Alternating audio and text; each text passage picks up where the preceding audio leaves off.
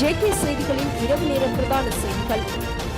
நீதி அமைச்சர் ஹர்ஷன நாணயக்காரவுக்கு எதிராக எதிர்க்கட்சிகளால் கொண்டுவரப்படவுள்ள நம்பிக்கையில்லா பிரேரணை நாடாளுமன்றத்தில் நிச்சயம் தோற்கடிக்கப்படும் என்று ஆளுங்கட்சி நாடாளுமன்ற உறுப்பினர் தேவானந்த சூரவீர தெரிவித்தார். இதுகுறித்து ஊடகங்களிடம் அவர் மேலும் கூறுகையில், நீர்கொழும்பு சிறைச்சாலையில் இடம்பெற்ற மோதல் சம்பவத்தை அடிப்படையாக கொண்டு நீதி அமைச்சருக்கு எதிராக எதிர்க்கட்சிகளின் நம்பிக்கையில்லா பிரேரணை முன்னெடுக்கப்படுகின்றது. இது முற்றிலும் அர்த்தமற்ற ஒரு நடவடிக்கையாகும். இதற்கு முன்னரும் எதிர்க்கட்சிகள் இவ்வாறான பிரேரணைகளை கொண்டு வந்த போது விவாதங்களின் போது அவர்களால் தர்க்க ரீதியான கருத்துக்களை முன்வைக்க முடியவில்லை. அந்த வரிசையில் இந்த பிரேரணையும் தோல்வியிலேயும் முடியும் என்று குறிப்பிட்டுள்ளார். நீர்கொழும்பு சிறை கலவரத்தின் பின்னணி மற்றும் அது தொடர்பான காரணங்கள் குறித்து தற்போது தீவிர விசாரணைகள் முன்னெடுக்கப்பட்டு வருகின்றன என்றும் சட்டத்தின் பிரகாரம் உரிய நடவடிக்கைகள் எடுக்கப்படும் என்றும் அவர் மேலும் சுட்டிக்காட்டினார். இலங்கையின் 2026ஆம் ஆண்டின் சுற்றுலாத்துறை வருமானம் குறித்து இலங்கை மத்திய வங்கி தகவல் வெளியிட்டுள்ளது. அதன்படி சுற்றுலாத்துறையில் இருந்து ஈட்டப்பட்ட வருமானம் கடந்த ஆண்டின் முதல் 6 மாதங்களுடன் ஒப்பிடுகையில் இந்த ஆண்டு சரிவை கொண்டுள்ளதாக தெரிவித்துள்ளது. இந்த ஆண்டின் ஜனவரி முதல் ஜூன் வரையிலான காலப்பகுதியில் சுற்றுலாத்துறையில் இருந்து 15,011.1 மில்லியன் அமெரிக்க டாலர்களை வருமானமாக கிடைத்துள்ளது. கடந்த ஆண்டின் இதே காலப்பகுதியில் இந்த வருமானம் 17,012.6 மில்லியன் அமெரிக்க டாலர்களாக பதிவாகியுள்ளது. கடந்த மே மாதம் 155.7 மில்லியன் டாலர்களாக இருந்த சுற்றுலா வருமானம் ஜூன் மாதத்தில் 151.1 மில்லியன் டாலர்களாக குறைவடைந்துள்ளது. இந்த ஆண்டு ஜூன் மாதத்தில் ஈட்டப்பட்ட 169.5 மில்லியன் டாலர் வருமானத்துடன் ஒப்பிடுகையில் இது குறிப்பிடத்தக்க சரிவாகும். இதற்கிடையில் வெளிநாட்டு பண பரிமாற்றத்தில் மே மாதத்துடன் ஒப்பிடுகையில் ஜூன் மாதத்தில் வீழ்ச்சி ஏற்பட்டுள்ளது. மே மாதம் 847 மில்லியன் டாலர்களாக இருந்த வெளிநாட்டு பண பரிமாற்றம் ஜூன் மாதத்தில் 695 மில்லியன் டாலர்களாக குறைந்துள்ளது. இது 152 மில்லியன் டாலர் குறைவு என்று மத்திய வங்கி சுட்டிக்காட்டியுள்ளது. எனினும் கடந்த ஆண்டின் முதல் 6 மாதங்களுடன் ஒப்பிடுகையில் இந்த ஆண்டின் முதல் 6 மாதங்களில் ஈட்டப்பட்ட மொத்த வெளிநாட்டு பண பரிமாற்றம் அதிகரித்துள்ளது. கடந்த ஆண்டு முதல் 6 மாதங்களில் 3,738 மில்லியன் டாலர்களாக இருந்த இந்த வருமானம் இவ்வருடத்தின் அதே காலப்பகுதியில் 4,604.8 மில்லியன் டாலர்களாக உயர்ந்துள்ளது. இது கடந்த ஆண்டுடன் ஒப்பிடுகையில் 866.8 மில்லியன் டாலர் அதிகரிப்பாகும்.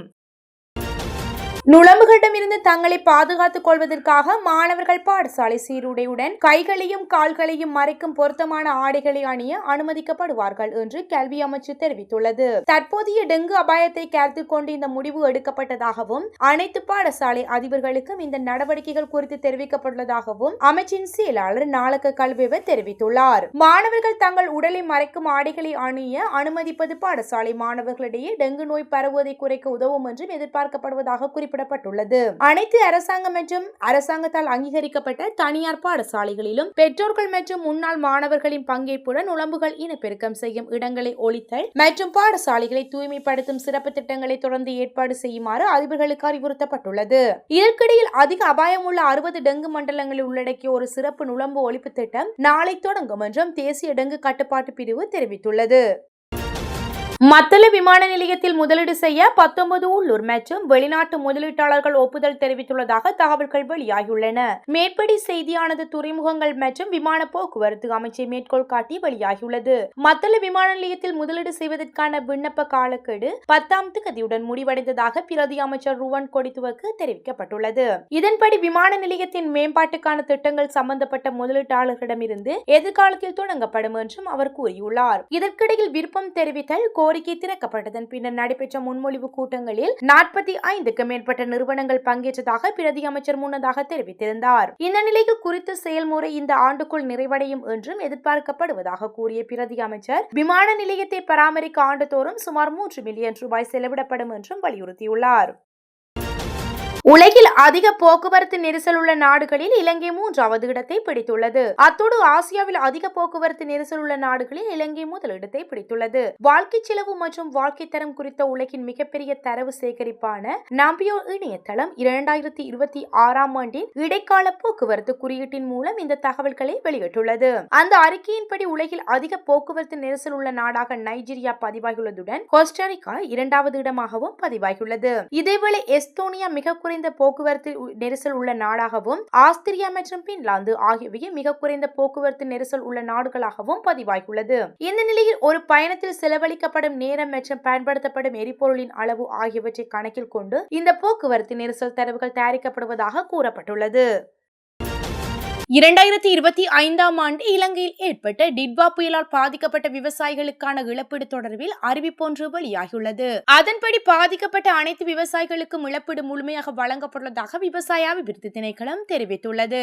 அந்த வகையில் 59,245 ஹெக்டேர் பரப்பளவை உள்ளடக்கிய 1,12,442 விவசாயிகளுக்கு இழப்பீடு வழங்கப்பட்டதாக விவசாய அபிவிருத்தி ஆணையாளர் நாயகம் தம்பிக்க ரணதுங்க தெரிவித்துள்ளார். இழப்பீடு வழங்குவதற்காக மொத்தம் 8.886 மில்லியன் ரூபாய் செலவிடப்பட்டுள்ளதாக தெரிவிக்கப்பட்டுள்ளது. இதற்கிடையில் சிறு போகத்திற்கான உர மானியத்தை 95% விவசாயிகள் பெற்றுள்ளதாக விவசாய அபிவிருத்தி திணைக்களம் குறிப்பிட்டுள்ளது. அதன்படி 4,49,750 ஹெக்டேர் பயிர்ச்செய்கை நிலத்தை உள்ளடக்கிய 6,67,460 விவசாயிகளுக்கு உரமானியத்தை பெற்றுள்ள நிலையில் உரமானிய திட்டத்திற்காக மொத்த செலவினம் 13.492 மில்லியன் ரூபாயாக உள்ளமை குறிப்பிடத்தக்கது. நீர்கொழும்பு சிறைச்சாலையில் இடம்பெற்ற மோதலில் உயிரிழந்த சிறைச்சாலை அதிகாரிகளின் குடும்பங்களுக்கு 20 லட்சம் ரூபாய்க்கும் அதிகமான தொகையை வழங்குவதற்கு திணைக்களம் கவனம் செலுத்தியுள்ளதாக தகவல்கள் வெளியாகியுள்ளது. சிறைச்சாலை திணைக்களத்தின் ஊடக பேச்சாளர் ஏசி கஜநாயக்க குறித்த விடயத்தினை ஊடகம் ஒன்றுக்கு தெரிவித்துள்ளார். அவர் மேலும் தெரிவிக்கையில், சிறைச்சாலையில் இடம்பெற்ற மோதலில் உயிரிழந்த சிறைச்சாலை அதிகாரிகளின் குடும்பங்களுக்கு வழங்கப்பட்ட 5 லட்சம் ரூபாய் என்பது ஆரம்ப கட்ட கொடுப்பனவு மட்டும். உயிரிழந்த அதிகாரிகளின் குடும்பங்களுக்கு 20 லட்சம் ரூபாய்க்கும் அதிகமான தொகையை வழங்குவதற்கு திணைக்களம் கவனம் செலுத்தியுள்ளது. அத்துடன் உயிரிழந்தவர்களின் அனைத்து இறுதிக்கிரியைகளும் சிறைச்சாலை திணைக்களத்தின் செலவிலேயே மேற்கொள்ளப்பட உள்ளது. இதற்கிடையில் இந்த மோதலில் காயமடைந்த சிறைச்சாலை அதிகாரிகளுக்கு நட்டஈடு வழங்குவதற்கு குறித்து கவனம் செலுத்தப்பட்டுள்ளது. மோதலில் காயமடைந்த 7 அதிகாரிகள் தொடர்ந்து வைத்தியசாலையில் சிகிச்சை பெற்று வருகின்றனர். அவர்களில் 3 கொழும்பு தேசிய வைத்தியசாலையின் தீவிர சிகிச்சை பிரிவில் அனுமதிக்கப்பட்டுள்ளனர் என்றும் அவர் தெரிவித்துள்ளார். கனடாவின் டொரண்டோ நகரில் நடைபெற்ற புகழ்பெற்ற வருடாந்திர கலாச்சார திருவிழான சல்சா ஆன் சேஞ்ச் கிளேர் திருவிழாவில் நடத்தப்பட்ட துப்பாக்கிச் சூட்டில் 2 உயிரிழந்துடன் 4 படுகாயமடைந்துள்ளனர். இவ்விழாவில் ஏராளமான மக்கள் திரண்டு கொண்டாட்டத்தில் ஈடுபட்டிருந்த போது இனம் தெரியாத நபர் ஒருவர் திடீரென துப்பாக்கியால் சரமாரியாக சுட தொடங்கினார். இதனால் அதிர்ச்சியடைந்த மக்கள் அலறி அடித்துக் கொண்டு நாலாபுறமும் சிதறி ஓடினார். சம்பவத்தில் காயமடைந்தவர்கள் மீட்கப்பட்டு சிகிச்சைக்காக மருத்துவமனையில் அனுமதிக்கப்பட்டுள்ளனர். துப்பாக்கிச் சூடு நடத்திய நபர் சம்பவ இடத்திலிருந்து தப்பி ஓடிவிட்டதால் அவரை பிடிக்க போலீசார் தீவிர தேடுதல் வேட்டையில் ஈடுபட்டுள்ளனர். கட்டாரில் உள்ள அல் உடைப் விமானப்படை தளம் மீது தாக்குதல் நடத்தியுள்ளதாக ஈரான் அறிவித்துள்ளதாக சர்வதேச ஊடகங்கள் செய்தி வெளியிட்டுள்ளன. இந்த தாக்குதலில் தமது போர் விமானங்கள் மூலம் பராமரிப்பு நிலையம் மற்றும் கட்டளை மற்றும் கட்டுப்பாட்டு மையம் ஆகியவை அளிக்கப்பட்டுள்ளதாக ஈரான் மேலும் குறிப்பிட்டுள்ளது. அதேபோல் ஓமானில் உள்ள அமெரிக்க கடற்படை வளங்கள் மற்றும் எரிபொருள் நிரப்பும் நிலையத்தை இலக்கு வைத்தும் ஈரான் தாக்குதல் நடத்தியுள்ளதாக தெரிவிக்கப்படுகின்றது. இதேவேளை இடைமறிப்பு நடவடிக்கைகளின் போது சிதறிய பாகங்களால் ஒரு குழந்தை உட்பட 3 பேர் காயமடைந்துள்ளதாக கத்தாரின் உள்துறை அமைச்சு குறிப்பிட்டுள்ளது. காயமடைந்தவர்களுக்கு தேவையான சிகிச்சை அளிக்கப்பட்டு வருவதுடன் பாதுகாப்பு அதிகாரிகளுக்கு குடிசார் பாதுகாப்பு குழுக்களும் அங்கீகரிக்கப்பட்ட அவசர கால திட்டங்களின்படி பதில் நடவடிக்கைகளை தொடங்கியுள்ளதாக அமைச்சு சுட்டிக்காட்டியுள்ளது.